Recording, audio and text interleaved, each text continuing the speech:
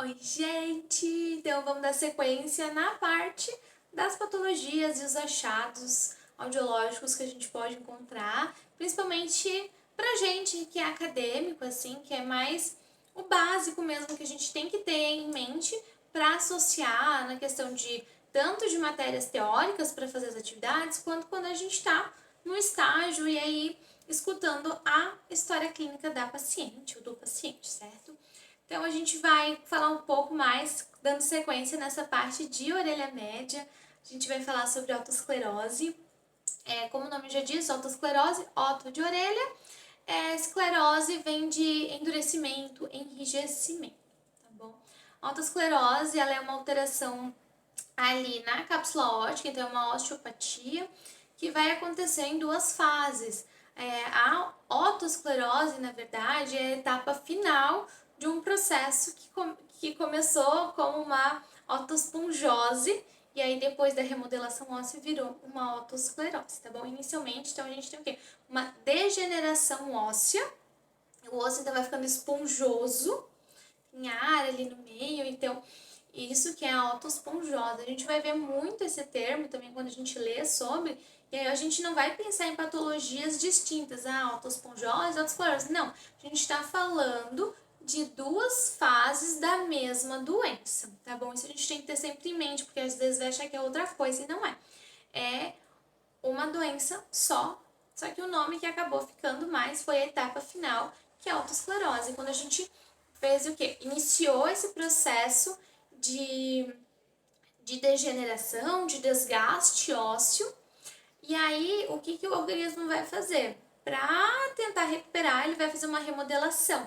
Quando ele vai se fazer essa remodelação, acontece o crescimento ali, anormal, não respeitando as bordas ósseas ali, os contornos que a gente tinha, levando com que haja uma fixação do estribo ali na região da janela oval. Essa é a região mais acometida dentro da autoesclerose, né?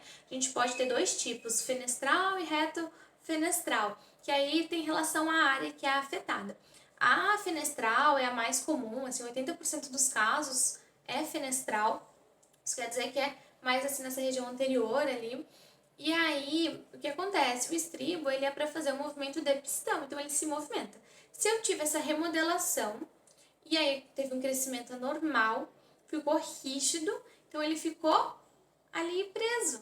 Então, antes que ele fazia esse movimento de pistão solto, agora ele está conectado na janela oval. Então, isso vai me trazer um prejuízo condutivo inicialmente. Por que inicialmente? Porque a gente está falando de uma doença degenerativa progressiva. Então, tende o quê?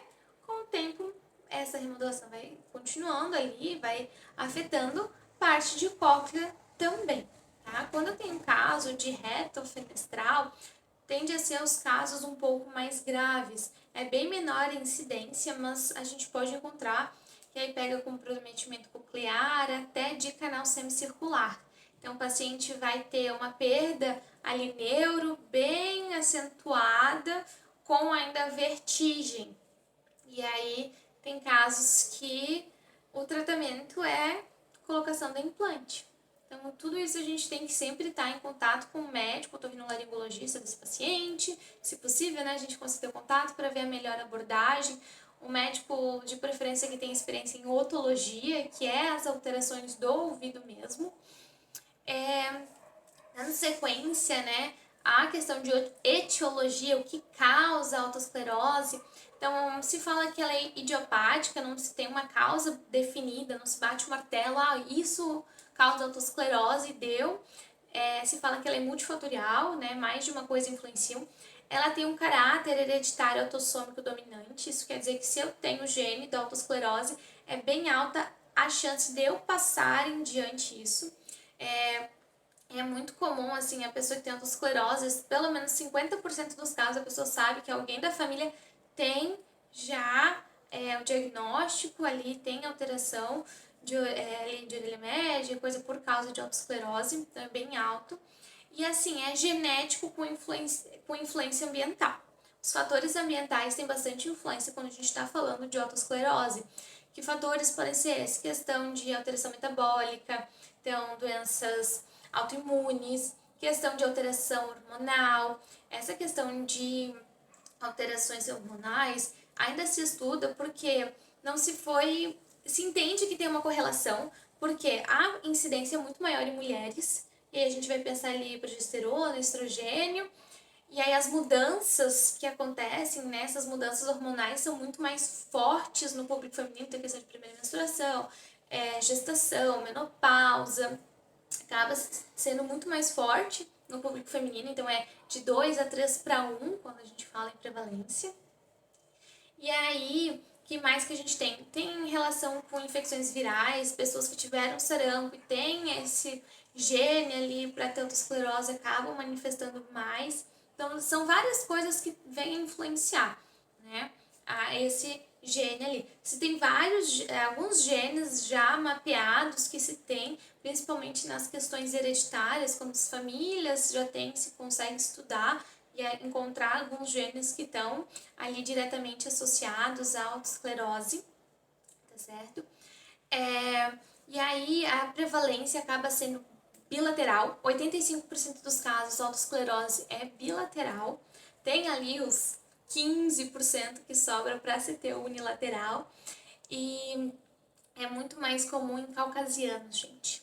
Bem maior a prevalência em caucasianos do que em asiáticos, africanos, é bem maior. E aí, o que a gente pode ter de achados quando a gente vai ali para a prática clínica, né? O paciente veio, ele contou essa história de uma perda progressiva, tem histórico na família, e aí tá contando. E aí, o que a gente pode encontrar?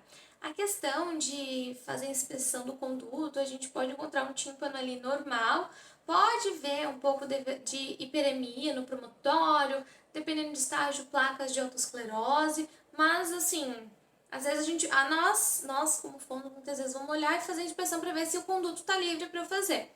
O médico pode te mandar isso, a autoscopia, tal, mas, né, só para saber que a gente pode encontrar isso. De audiometria, pensando ali no exame. Inicialmente, fator condutivo. Então, inicialmente, a autoesclerose é uma perda condutiva. Eu tenho um rebaixamento apenas ali na minha via aérea e uma preservação de via óssea. E aí, como vai progredindo, posso ter uma perda mista ou até ter casos, como eu comentei antes, de perda sensório-neural, que acometeu já ali a parte da cóclea. Algo que é bem comum de encontrar, tem um nome específico que é o entalhe de Carrara, é bem característico em autoesclerose, que é o que? O entalhe de Carrara é um rebaixamento, então a gente tem um acometimento, em 2000 a via óssea ela acaba sendo mais prejudicada, logo no começo. Então eu posso ter ali uma via óssea que tá 0 em 500, 0 em 1000, aí tá lá em 15, 20, aí 20 já tô pensando numa perda mista, mas até em 15 ali enquanto é condutiva, e aí depois 3 e 4 tá em 0,5, por exemplo. Então eu tenho esse entalhe em 2000, entalhe de Carrara, foi o pesquisador que viu esse padrão ali nos exames de pessoas com autoesclerose, e a gente tem isso. Com o tempo, né, as outras também podem se rebaixando e tudo mais, e aí vai mudando, mas é bem característico o entalhe de Carrara. A gente vê que principalmente afeta os graves inicialmente, então o paciente pode até te falar que em ambiente ruidoso até parece que eu escuto melhor as pessoas falando, por quê? Porque o ruído ele tá sendo abafado, ele não escuta. Então a gente vai às vezes ter essa preferência até de, às vezes eu gosto quando estão falando comigo ali, porque eu consigo ouvir, eu me viro. Às vezes o paciente demora um pouquinho aí atrás também, né, no estágio inicial dessa perda por causa disso. E aí, com o tempo, vai progredindo e aí vai se aumentando a dificuldade, pode aumentar ali o comprometimento coclear e tudo mais. A logogeometria, ela é compatível ao tipo e ao grau da perda, tá bom? Então, vai estar sempre de acordo, não vai ser, é diferente, não. É bem específico mesmo ali. Se tá condutiva, eu vou tentar o conduzente a uma perda condutiva, se for mista também, a alteração óssea, porque ali a gente está pensando quem faz esse reconhecimento é a cóclea, então dependendo de como ela tiver, aí sim eu vou ter esse meu exame. Agora indo para a imitância acústica. Imitância acústica, a gente tem timpanometria e reflexos acústicos. A timpanometria, a gente tem que pensar que se eu falei que autoesclerose quer dizer enrijecimento, endurecimento ali, tem que pensar que eu tenho uma baixa admitância, uma baixa facilidade desse som, dessa energia passar. Então, quer dizer que eu vou ter o quê? Uma rigidez, uma cadeia oscular mais rígida. Isso faz eu pensar em que? Uma complacência bem baixa. Então, menor que 0,3, característico de uma curva AS. AS ou AR, né? Em português, AR. E aí, o que pode acontecer também, gente? Eu tenho essa característica de uma R, só que eu posso ter uma curva A também. Por quê? Geralmente um imitanciômetro convencional, ele usa uma sonda de 226 Hz. E aí, muitas vezes, essa sonda ela não pega a área que está afetada. Então, ele vai tendo mobilidade usando 226 Hz.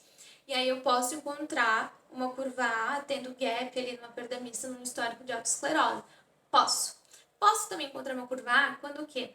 Eu tenho as forças se anulam na física, né? Então, assim, ó, eu tenho uma rigidez de cadeia circular, só que eu tenho um tímpano hiperflácido. Então, eu tenho uma hiperflacidez com uma rigidez. E aí as forças se anulam e eu também posso encontrar uma curva A. Isso acontece, tá? Aí, quando usa um imitanciômetro, ele faz uma timpanometria multifrequência, aí eu consigo encontrar. É mais difícil ter acesso a esse equipamento, mas aí a gente consegue ver a alteração, tá bom? Questão de reflexo. Autoesclerose bilateral, reflexos ausentes, todos bilaterais. Se eu tenho autoesclerose unilateral, eu posso ter o ípse da orelha sem alteração presente, tá bom? Então, tratamento para autoesclerose vai depender. A gente pode fazer convencional, com o uso de aparelho de amplificação sonora individual, então aparelho auditivo, mas tem a opção cirúrgica também. Aí o médico, né, tem que ver o paciente, o perfil. Isso também é levado em conta quando se vai fazer o procedimento cirúrgico. Tem que ter um gap de tantos por cento, com reconhecimento de fala de tantos por cento. Tem algumas características para dizer se é viável a cirurgia, se vai ser benéfica para o paciente. Né? E aí tem mais de uma intervenção cirúrgica, uma que a prótese é total, ali então remove tudo do estribo e coloca a prótese, e tem um procedimento que é mais parcial, fica um pouco do estribo e aí a prótese é só um pedaço. E assim, gente, é uma prótese de ali 0,3 a 0,6 milímetros, então é muito, muito pequena, é muito minucioso, assim, é uma cirurgia assim, ó, é bem bonita de assistir, muito bonita. A destreza do médico tem que ser bem boa, assim, pra fazer. E aí, gente, pode ser os casos de implante também, né? Quando é o tipo que é um pouco mais grave ali da esclerose, pode ser que o paciente... É raro, gente, é raro, mas pode acontecer, tá? O caso com autoesclerose que precisou ser implantado. Só para finalizar, tem também questão faz tratamento clínico, então medicamentoso, semelhante a medicamentos utilizados para a questão de oh Jesus, essa palavra não quer sair. Mas quando o paciente tem osteoporose, então também tem relação alguns... Eu não achei nenhum artigo que batia, né, o tratamento farmacológico, mas traz ideias assim das famílias utilizadas e são semelhantes à família de quem tem osteoporose.